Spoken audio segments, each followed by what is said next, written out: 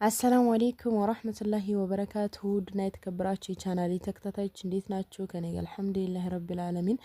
ብዙዎቻችሁ ቤተሰቦቼ እንግዲህ ምግቦችሽ ናፍቀውናል፣ በየቀኑ የምትሰሪያቸው ብሎጎችሽ እና ለምን አትሰሪም እያላችሁኝ ነበረ እና ዛሬ ደግሞ እንግዲህ ኢትዮጵያ የሳውዲ ኑሮ ሲያምራችሁ እስኪ እንዴት ነው ኢዳን በሩዝ ምናምን መብላት ስትፈልጉ እሱን እስኪ ይዤላችሁ መጥቻለሁ። ቪዲዮውን እስከ መጨረሻው ተከታትላችሁ ላይክ፣ ሼር፣ ሰብስክራይብ ማድረጋችሁን አትርሱ።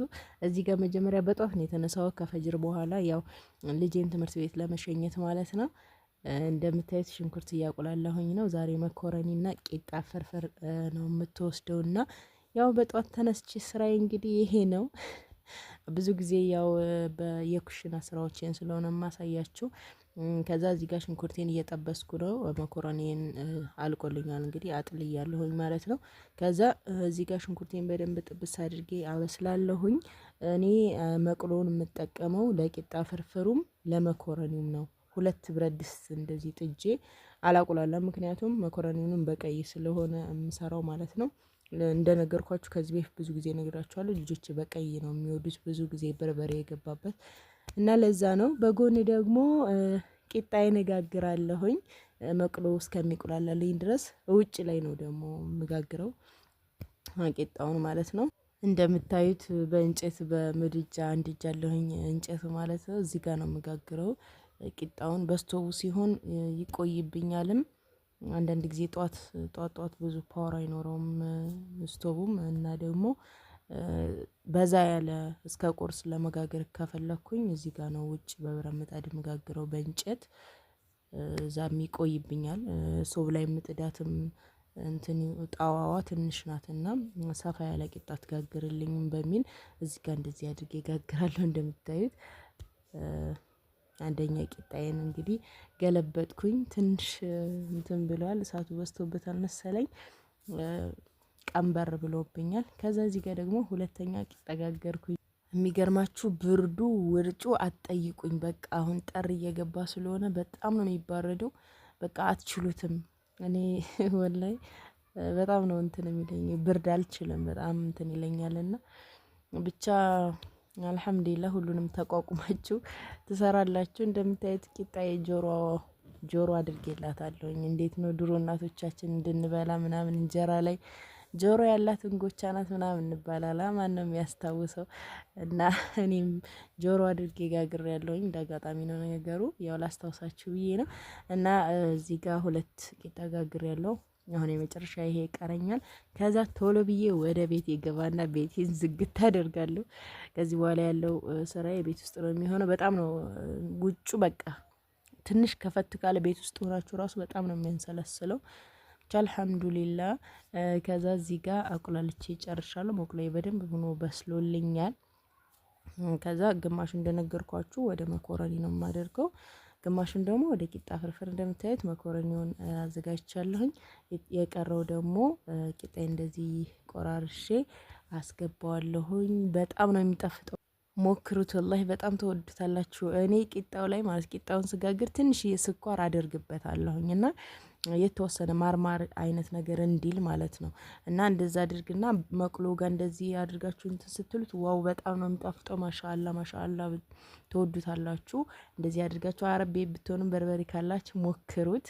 ከጨጨብሳው ይልቅ ይሄ ፍርፍሩ የቂጣው ፍርፍር በጣም ነው ደስ የሚለው።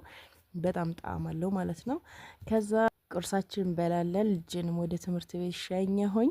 ከዛ ዛሬ ማክሰኞ ነበረ። እኔም ገበያ ሂጄ ተመለስኩኝ ማለት ነው። የተወሰነ የቤት አስቤዛ ገዝቼ ከዛ እዚህ ጋር ምሳ እየሰራሁኝ ነው። እንደምታዩት አንዳንድ ጊዜ እንጀራ ሲሰለቻችሁና የሳውዲ ምግብ በቃ ውል ሲልባችሁ እንደዚህ አድርጋችሁ በቀላል ነገር ትሰራላችሁ።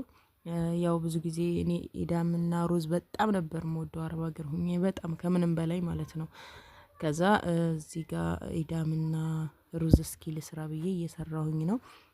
ድንች ነው የምሰራው ኢዳሙን። እንደ ስጋ ደግሞ ሶሲ ይጠቀማለሁኝ ማለት ነው ውዶች።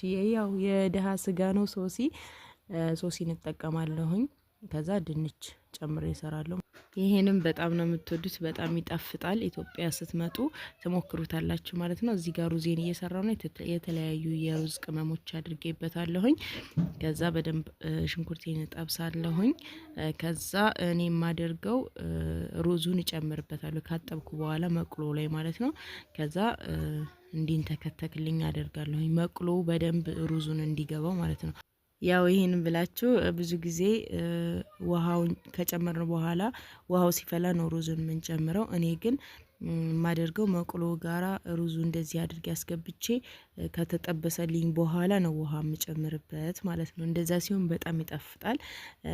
ሌላ ደግሞ ነጭ ሽንኩርት ስታቁላሉ ስትጨምሩበት ከዛ ሩዙን ስትሰሩት በጣም ነው የሚጣፍጠው። ማሻአላ ኢትዮጵያ ላይም ነው እንግዲህ ይሄንን አሰራር የምነግራችሁ። ሳውዲ ላይ ብዙ አይነት ቅመማ ቅመሞች አሉ። አልሙሂም እዚህ ጋር ቲማቲሜን ጨምሬ ቲማቲሙንም በደንብ ጠብሰዋለሁኝ ከዘይቱና ከሽንኩርቱ ጋር። ከዛ የተወሰነ በርበሬና የሩዝ ቅመም ነው የምጨምርበት። በርበሬውን አላበዛም፣ ብዙም አይመቸኝ በርበሬ ሲበዛ ኢዳም ላይ ማለት ነው። እንደነገርኳችሁ ድንች እና ሶሲ ነው የምሰራው ብያችኋለሁ፣ ለሩዙ መባያ ማለት ነው።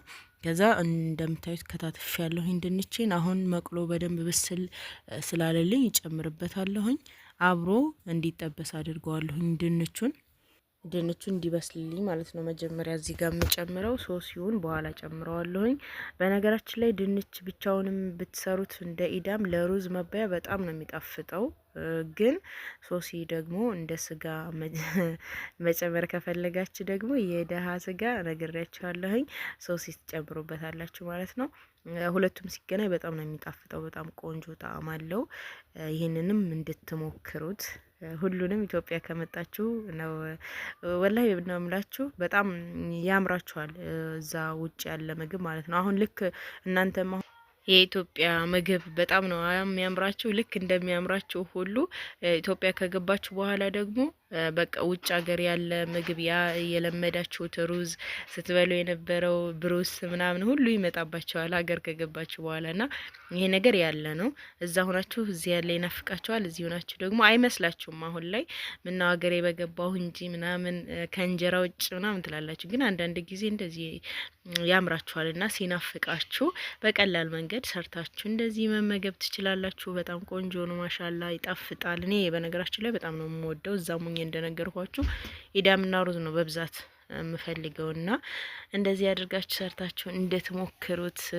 እንግዲህ ያው የሳውዲ ህይወት ሲያምር በኢትዮጵያ ውስጥ ይሄንን ይመስላል።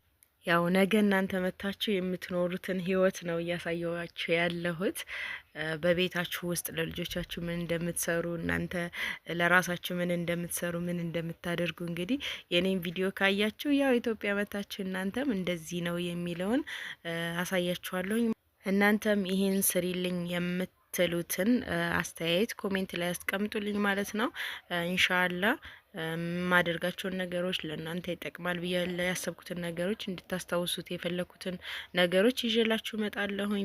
ቪዲዮውን ላይክ፣ ሼር፣ ሰብስክራይብ ማድረጋችሁ እንዳትረሱ። በቀጣይ ተመልሼ እስከመጣ አላህ ሰላማችሁን ያብዛው። ወሰላሙ አለይኩም ወራህመቱላሂ ወበረካቱ።